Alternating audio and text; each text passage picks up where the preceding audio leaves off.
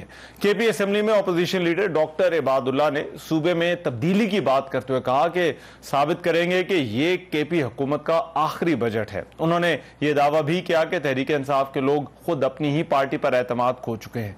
Opposition leader के इस बयान के बाद सूबे में सियासी दर्जा हरारत बढ़ने का भी इम्कान है, खास तौर पर ऐसे वक्त में जब मखसूस नशिस्तों के अदालती फैसले के बाद ऐवान में नंबर गेम गैर यकीनी सूरत हाल इख्तियार कर चुकी है। पाकिस्तान तहरीक इंसाफ इस सारी सूरत हाल को कैसे देखती है? क्या वाकई खतरात बढ़ रहे हैं, खासतौर पर खैबर पख्तूनख्वा की हुकूमत के लिए? रऊफ हसन साहब मेरे साथ मौजूद है, सीनियर हैं पाकिस्तान तहरीक इंसाफ के, उनसे इस हवाले से बात करते हैं। रऊफ हसन साहब बहुत शुक्रिया आपके वक्त का। रऊफ हसन साहब, ये जो तासुर है कि अंदरूनी मामलात खराब हैं, सियासी और कानूनी मुश्किलात बढ़ती जा रही हैं, तो क्या वाकई पाकिस्तान तहरीक इंसाफ के लिए कोई हालात अच्छे नहीं और ये तासुर दुरुस्त है? Thank you Rahman, very kind of you. देखिए जब से खान साहब की हुकूमत को डिसमिस किया, 3 साल से ज्यादा का अरसा हो गया, तो ये मुश्किल कम नहीं हुई है, बढ़ती जा रही है। और बड़ी सिंपल सी वजह भी इसकी है कि जब तमाम हुकूमत का, रियासत का एक ही सिर्फ ऑब्जेक्टिव हो कि आपने पीटीआई को ख़त्म करना है, पार्टी को ख़त्म करना है, तो वो फिर रियासत के बड़े इंस्ट्रूमेंट्स होते हैं, बड़े इम्प्लीमेंट्स होते हैं उनके पास इस्तेमाल करने के। और उससे भी बदतर बात यह है कि जब रियासती इदारे जो है वो सब उसका एक हिस्सा बन जाए, तो फिर तो बात जो है वो हदूद लंघ जाती है। और जो कि इस लेटेस्ट जजमेंट में जो कि रिजर्व सीट्स के बारे में थी, जिस तरीके से इंसाफ और कानून के तकाज़ों को, आइन के तकाज़ों को पामाल किया गया, वो सबके सामने है। मैं बिल्कुल आपकी बात से एग्री करूंगा कि मुश्किलात हैं हमारे लिए, लेकिन वो मुश्किलात जो है जो एक्सटर्नल है वो तो हमारे कंट्रोल से बाहर है। वो तो करने वाले जो है वो दूसरे लोग हैं, हुकूमती लोग हैं, वो कर रहे हैं। जो इंटरनल मुश्किलात का जिनका आपको रेफरेंस दिया, उसकी वजह मैं आपके साथ शेयर कर लेता हूँ।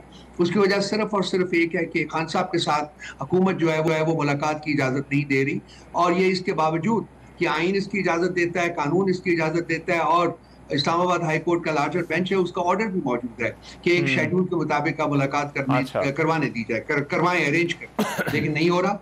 जो कम्युनिकेशन है खान साहब के साथ वो वर्चुअली खत्म हो गई है। उसकी वजह से इनडिसिशन है थोड़ी सी, जिसकी वजह से जिसका एक इंप्रेशन जो आप लोगों तक जा रहा है कि जी मुश्किलात हैं या डिवीजन है, वो डिवीजन सिर्फ और सिर्फ वो डिवीजन का लफ्ज तो खैर बहुत ज्यादा स्ट्रांग होगा कि वो जो मुख्तलिफ आ रहा है, जब वो खान साहब के पास जाती है तो फिर वो अपना फैसला करते हैं। लेकिन रऊफ साहब, इसका मतलब है कि ये तमाम मामला खान साहब के साथ ना होने वाली मुलाकात से जुड़े हुए हैं, तो फिर ये भी बात सवाल है कि क्या पार्टी के अंदर सलाहियत नहीं है कि मुलाकात नहीं होगी या खान साहब से बात नहीं होगी तो पार्टी नहीं चल सकती?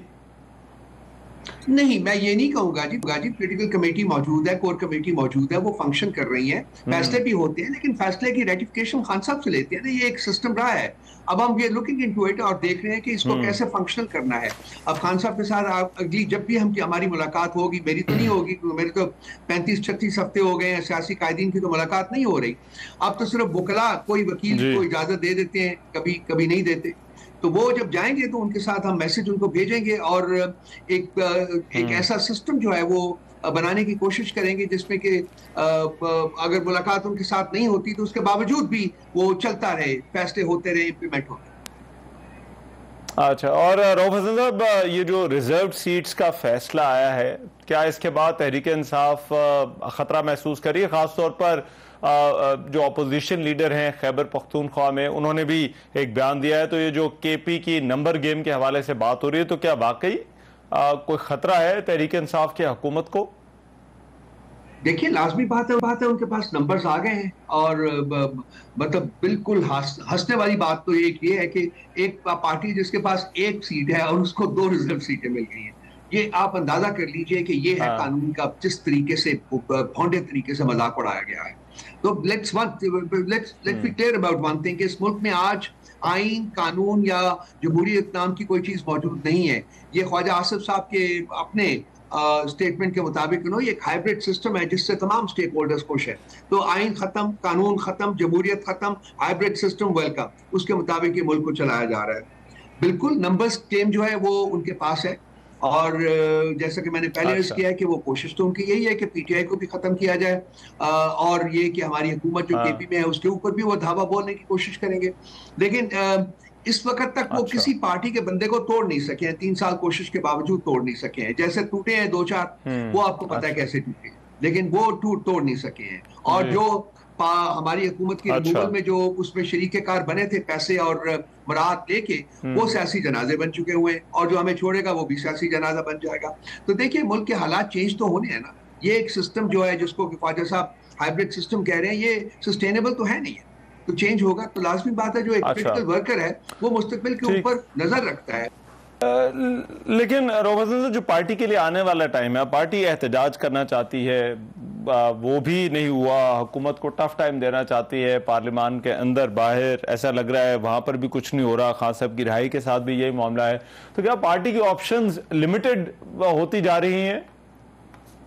देखिए, श्रिंकेज है, नंबर्स की श्रिंकेज है, लाजमी बात है। कल को एक बहुत बड़ा, तकरीबन कोई 80 की किसी करीब सीटें थी जो कि हमारी उन्होंने लेके उनको उनकी बंदर बांट की है बाकी पॉलिटिकल पार्टीज में। एक बड़ा एक ग्रीवस किस्म का ये मकाम है हमारे लिए, सबके लिए, पूरी कौम के लिए, कि किस तरीके से आइन और कानून की धज्जियां बिखेरी जा रही हैं, किस तरीके से इंसानियत और अखलाकियात को कमाल किया जा रहा है। ये एक बहुत इंपॉर्टेंट चीज़ है जिसके ऊपर मेरा ख्याल है कि मीडिया को भी अटेंशन देनी चाहिए।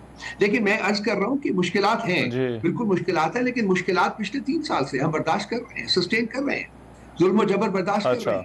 तो ये भी गुजर जाएगा, दिस टू शैल पास। ये चीजें जो है ये इटर्नल तो होती नहीं है। ठीक है, राइट।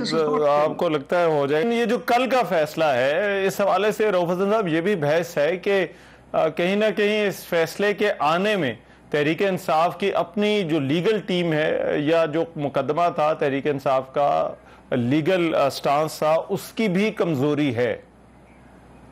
देखिए, कोई इनफैलेबल कोई नहीं होता, गलतियां सबसे होती है। लेकिन यही इसी केस के बारे में, इसी पोजीशन के बारे में 13 रुकनी बेंच जो बना था, उसने फैसला हमारे हक में दिया था। तो let's put it this way कि ये जो फैसले होते हैं ये कोर्ट्स में नहीं हो रहे, ये फैसले कहीं और हो रहे हैं। 26वीं आईनी तरमीम के बाद कोर्ट्स जो है वो खत्म हो चुकी हुई है, सुप्रीम कोर्ट खत्म हो चुकी है, डायकोटमी ऑफ पावर का कॉन्सेप्ट खत्म हो चुका हुआ। अब सिर्फ एग्जीक्यूटिव और सिर्फ एग्जीक्यूटिव वही फैसले करती है अपनी पसंद के जजेस, जुडिशियल कमीशन के जरिए, जहां उनको न्यूमेरिकल सुपीरियरिटी है, ये अपनी पसंद के जजेस अपॉइंट करवाते हैं, उनसे अपनी पसंद के फैसले लेते हैं। That is what is happening. तो दिस हैज टू चेंज। हमारी जो जद्दोजहद है वो इसके खिलाफ होनी चाहिए, वो कॉन्स्टिट्यूशन, आइन और कानून की रिवाइवल के लिए होनी चाहिए। हमारी जद्दोजहद जो है वो जमहूरियत की रिवाइवल के लिए होनी चाहिए, और वो उसके ऊपर हम बिल्कुल कारबंद हैं। और ये जो हमारी जो मुल्क की एहतजाज की तहरीक थी, वो खान साहब ने खुद आगे की थी, because of the situation in the region and in Pakistan. तो अब वो उनके बारे में फैसला करेंगे कि उसको कब से शुरू करना है। तो इंशाल्लाह ताला उसको हम एक पुरअमन तहरीक जो है वो पूरे मुल्क में शुरू करें। ठीक है, ठीक है, बहुत शुक्रिया। रऊफ हसन साहब हमारे साथ मौजूद है। प्रोग्राम में भी एक ब्रेक शामिल करें, वापस आते हैं इस ब्रेक के बाद।